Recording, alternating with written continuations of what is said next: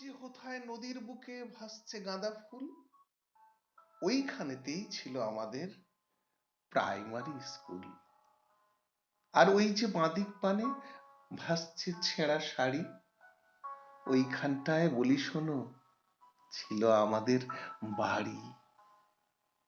বাড়ির পাশেই সবজি বাগান, বিশাল খেলার মাঠ, ডান দিকে ঠায় এগিয়ে গেলেই দোকান বাজার হাট।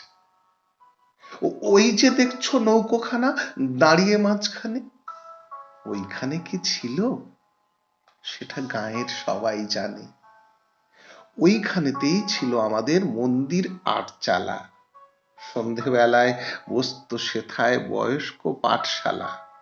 কাশেম চাচা, মজিদ মিয়া, শ্যামদা, খগেন খুড়ো সারাদিনের কাজের শেষে ক্লান্ত জোয়ান বুড়ো হাজির হতো সবাই সেথায় লেখাপড়ার টানে।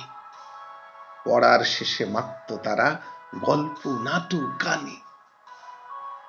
মন্দিরেতে সাজতো ঠাকুর, বাজতো ঘন্টা কাঁসুর, শীতের সময় বসতো মাঠে যাত্রাপালার আসর।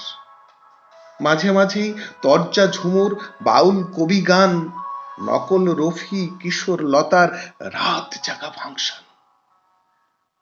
সব কিছু মা গিলে খেলে ওই নদী রাক্ষসী।